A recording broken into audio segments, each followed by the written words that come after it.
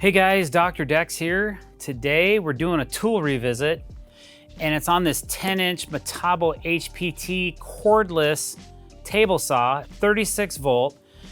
You can use a power adapter with it, which is what we were usually doing with this particular saw.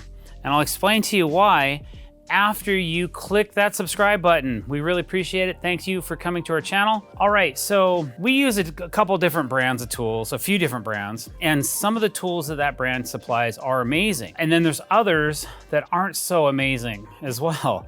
And I'll be honest with you, like this table saw, it works. It's just not the most amazing tool that I've ever used. I've had a few issues with this particular saw, and that's why it's no longer on the job site. For one, because we ripped so much pressure treated hemlock, it's very wet, it's 2x material or thicker. The one thing I really did like about this saw is that it had a 10-inch capacity, which I was really intrigued about that with a cordless format. The problem is, if I had to rip a 20-foot pressure treated 2x8 on a battery, the battery would be dead by the time I was done ripping that 20-footer, or it'd be close to being dead. It would be at least 50% depleted and it wouldn't last much longer. We might get 3 or 4 boards out of a battery and then we were replacing the battery. So we went to a power adapter. I realized, hey, the cordless technology is great. It works great on a lot of tools, but it's not really designed for a 10-inch table saw. If you have this table saw and you're only gonna rip thin trim or light duty stuff, and you're just doing a lot of sheet goods maybe that are dry and in a shop, or if you're doing lots of thin baseboard or trimming out doors and things like that, and you need a table saw for that, this may be a great option for you. But for ripping big, wet, heavy materials, the cordless version, just forget it. You might as well just set it to the side. So what we did is we used the power adapter. We have it plugged into 110, 10-inch blade, power adapter.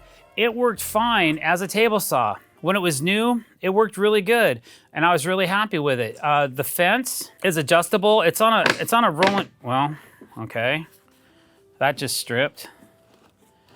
So you can see right now, I just had a problem trying to get the fence to run square. It just had a fit, so I don't even know how to fix that. So that was one problem I had, was the consistency of the fence. And it just completely stripped out. There we go. Oh, we're almost square. Okay, we're back to square. So to be fair, this saw's been sitting outside for about 6 months. Not in the rain, it's been under cover, but it's taken a little bit of an abuse. So it's really hard to turn the table. And another problem I had with it was the actual adjustment knob that I'm turning right now, it broke. I had somebody that thought that this was locked or unlocked, and it was locked, and they turned the handle so hard that they broke it. So we had to come up with a way to figure this out, to fix it. And so I did never buy a new part for this. We just added some washers and a different nut to make it so this would work. But it's difficult to turn. You can see I'm intersecting with this right here, and usually this handle's sticking out here, but because it's all plastic parts on the inside of this handle, it just completely stripped out. So it's not fun to use this, okay? Another thing I did like about the saw, let's say you're ripping plywood or something and you needed to go wider, you can go up to, I believe, I think it's a little over 24 inches. Maybe we can move this fence out further, but it does flip over. So it's at the same height as this, so when you're running sheet goods through here, you have something to run on this rail, which is kind of nice. So they did think that out pretty good. And you can hear it lock in place right there. So standard fence width is like this. I think you can take this fence off, and I think you can widen this out. So you can go to a wider fence as well when you need to really get that super wide sheet through. So that was kind of cool. But in my experience with this particular saw, all of the problems I was having started compounding, and it got to the point where I was like, man, I just don't think this is worth it anymore. I think that one thing that just happened on camera where the fence just went out of square, I honestly don't think this fence is it's not in square right now. And I think that was one of the main reasons why I ended up ditching this saw, was because it would not stay square. So as I roll into this line right here, these adjuster rails are square to the saw, but as I roll this through, you can see how out of square this fence is right now. Like, you can't cut anything with this. We have to make some adjustments to it. And it just seemed like every time we adjusted it, it just still wouldn't, it would never stay square. Just my experience. But if you look at the blade, I'm still at a square, but not as bad as I am out here.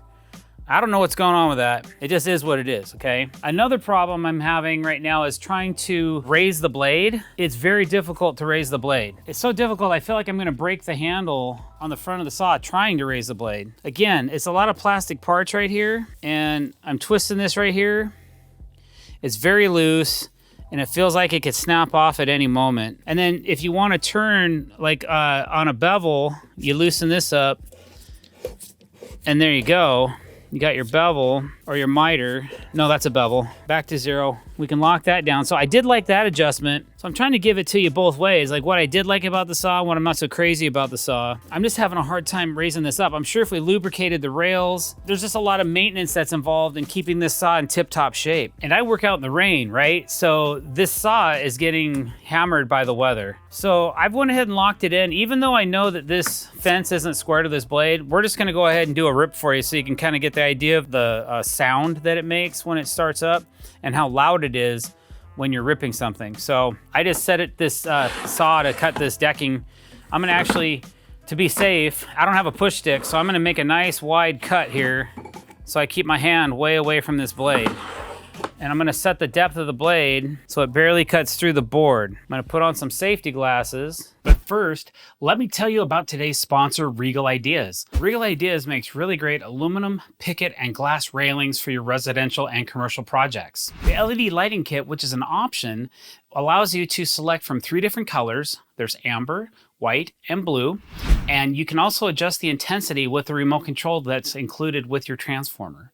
I really like using this system. It's a great little add-on. You can make a few extra bucks or surprise your client by lighting up the top rail of their glass railing. So be sure to check out Regal Ideas, and thank you Regal Ideas for sponsoring this video. Okay, I'm gonna cut the board. You guys ready? Here we go.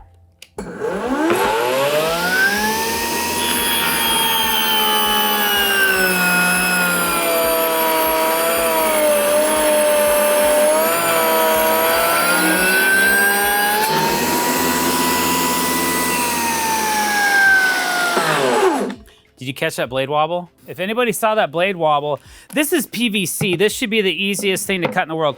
I'm gonna blame that on a dull blade. I'm not gonna blame that on the table saw, but you heard how bad it bogged down with a dull blade. I'm not sure if that's just wear and tear, if it's old, if it's because it's on AC power versus cordless. So that's why I keep this saw at my shop and not on the job site. Is this, I've had a few issues with it. It just wasn't the right fit for me.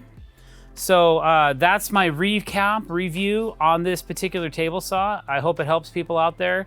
You probably need to keep it out of the rain and don't harp on it like we did, and you probably get a lot more years out of it than I did. So thanks for watching this video, guys. I really appreciate it. If you like what you saw or you learned a little something, please don't forget to click that subscribe button, hit the bell icon to be notified when we're putting out new content. Thanks for watching, guys. Have a great day.